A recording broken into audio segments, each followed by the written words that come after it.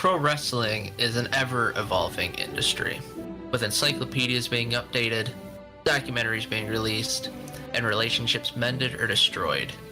The attitudes and narratives of wrestling superstars begin to change.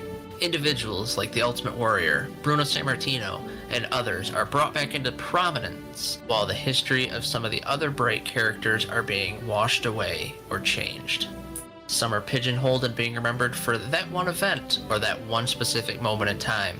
Others become as insignificant as a crossword answer. My job as PWP's resident historian is to remind you of the impact that these individuals and teams left on the industry. This is PW Profiles.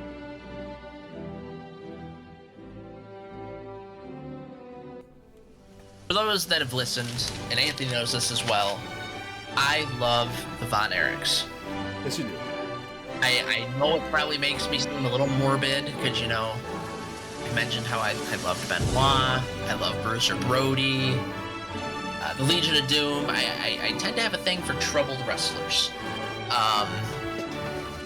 But one Von Erich that I think shined above the rest, even though his career was sadly cut short, was David Von Erich. I'm not going to go through the whole shtick of asking if you know of him, because we did a whole podcast episode on the Von Erichs. We did. Go check it out. And Linktree.com/PWProfiles. David was the Yellow Rose of Texas. I mentioned in that episode, Kerry had the look, Kevin had the natural ability, David had it all, though. He had the charisma. I think if David was alive, in my opinion, from everything I've seen and read, there's a chance that WCCW would have lasted longer and could potentially even somehow in some form be going today, even if it's in a different name. He debuted in 1977 and won numerous tag titles, both duo and triple, with his brothers. He was the first of the boys to really leave the territory and try out being a heel. This was in Florida. And he was on pace to overtake Flair as NWA Heavyweight Champion. A lot of it said that it was pretty much set in stone. And then David, unfortunately, went to Japan. Now, we've talked about this one on another episode, the conspiracy theories. Went to Japan.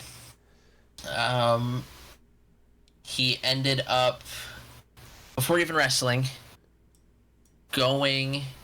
They would binge eat and drink. I'm assuming at the Riviera Steakhouse. They never say where, but I'm assuming in Japan they talk about steak, they talk about drinking. My assumption. So he would eat, and then I believe it was Bill Irwin. Might have been Scott Irwin. One of the Irwin brothers said that he threw everything up and then he'd come back and he'd gorge some more. It was Bill Irwin. Saying he suffered from bulimia. He then believes that he ate more, and then he went upstairs, and because the drinking, threw up in his sleep, passed away. Kevin Von Erich and David Manning, who David Manning was the referee for WCCW, both think it was a heart attack. Now, in our conspiracy episode, we talk about how supposedly Bruiser Brody, which Ric Flair mentioned this in his autobiography, that Bruiser Brody hid the evidence. Now, it could have been any of these. All I know is Kevin Von Erich talks about how David looked a little ill at one of the matches in Texas. And then before he went to Japan, he told him, "Don't you die on me." So clearly something was up. Which leads me to believe it wasn't necessarily the drug overdose. It almost seems to me, the other theory was... where's the word? Oh yeah, ruptured intestines resulting from acute enteritis. So to me, that would be something, you know, your intestines rupture, or they start rupturing, it would take a few days. I'm sure if that happened, and then flying on a plane and then eating and drinking, that could probably lead to it. That's the one I lean to more. Yeah.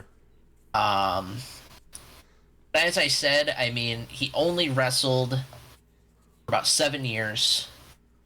But the influence he had in Texas more than anything, and the fact that he was being pinned to be the next NWA champion just shows how good he was after only wrestling for 7 years. Because this was still at a time when the NWA wouldn't just put it on anyone. And it's said that Fritz didn't have an influence on it. They just liked his look and his wrestling ability.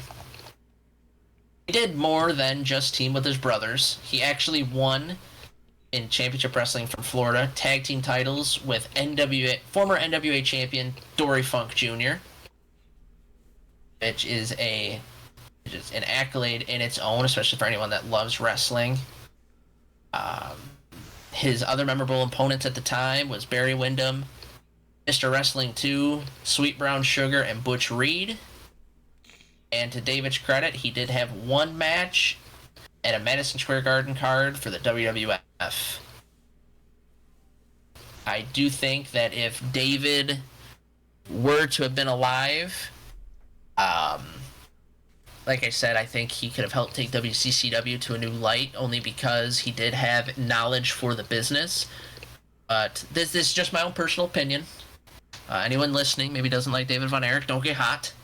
But it is because of the influence that he had in that short amount of time, and my love for the the Von Erich family and the feud that they had with the Freebirds, that makes David Von Erich, the Yellow Rose of Texas, a PW profile.